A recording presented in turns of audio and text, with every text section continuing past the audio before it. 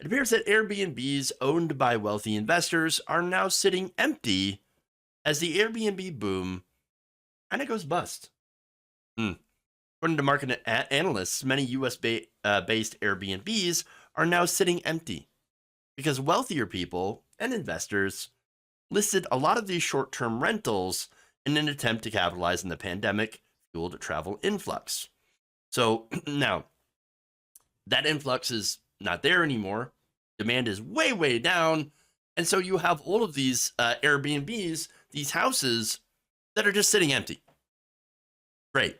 So now short term rentals is according to data by AirDNA. These listings increased significantly to 1.38 million in September. These are open listings, which is a 23.2% year over year increase. The surge in supply is due in part to a 235% increase in luxury second home and investment property sales from April to June of this year compared to pre-pandemic levels. You have all of these basically wealthy investors that are snapping up homes and turning them into Airbnbs. These homes, reported by Time, serve as seasonal or recreational use properties, making them prime for Airbnb when their owners are not using them. So again, a little bit of a recap. Rich people bought up a bunch of houses and these corporations during the pandemic, turned them into short-term rentals, and now there's so many short-term rentals and not enough demand that they're actually sitting empty and losing money. Oops. Now, let me also note that this is at a time where homelessness is up all across the country. You also have higher interest rates from the Fed, Jerome Powell, jacking up the interest rates so that you're not going to be able to get a mortgage. You're going to have insane rates. Even if the bank is even willing to lend to you, but even if you could get those loans, you still have housing prices that are overinflated, especially in the cities. And they have a lack of supply because all these rich people and corporate landlords have bought up the supplies that are now empty. Weird. Weird how that works out. Now, according to CNBC, as lockdowns came to an end, pent-up travel demand led to a spike in these short-term rental bookings, in which the lucrative market attracted former long-term landlords to shift towards shorter stays, while institutional investors started scooping up large quantities of properties to rent out on Airbnb and other platforms. 2021, they said, was a bumper year for short-term rentals in the U.S., says Jamie Lane, AirDNA Vice President of Research. Over the past few months, supply has increased to catch up to and even overtake demand growth, pushing occupancy down as bookings are spread across more properties. How much did they fall? Well, occupancy rates fell in 31 of the top 50 largest U.S. short-term rental markets from July through September, according to AirDNA.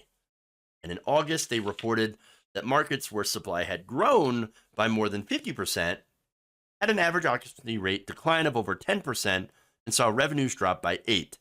Properties that are markets with the greatest supply growth are seeing the biggest declines in performance. Yes, it turns out that when you have more supply, this is obvious, you're going to have less demand. People are going to, go and stay at other places, maybe not your crappy B&B.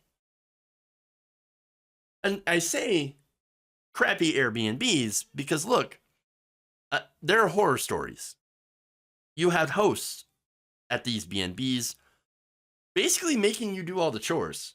You're paying to stay there, and then they're like, oh, by the way, you got to do the dishes, you got to do the laundry, you got to do the vacuuming. We're going to charge you to, we're going to make you strip the beds and clean all that. And then on top of that, we are also going to charge you a cleaning fee for all the cleaning that you did.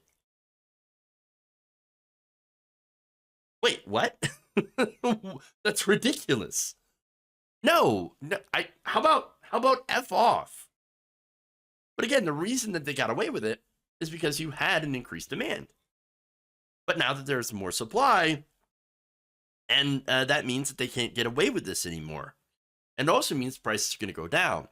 So that's going to end up being a bad investment for a lot of these companies that were cashing in on these Airbnbs that are now going to be empty.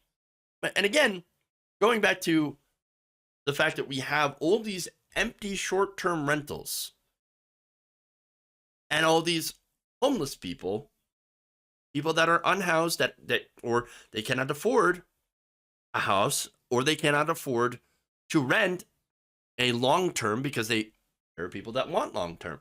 Now, I'm not saying that there aren't people that can't benefit from short term rentals as well. Yes, you do see that. But we have a major issue with them just not having enough homes, not having enough places to live because of all this corporate ownership of these homes.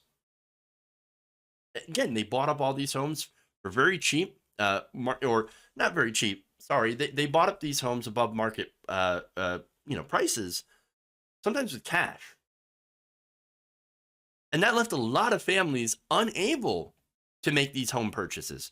And again, single family homes, this is what we're talking about.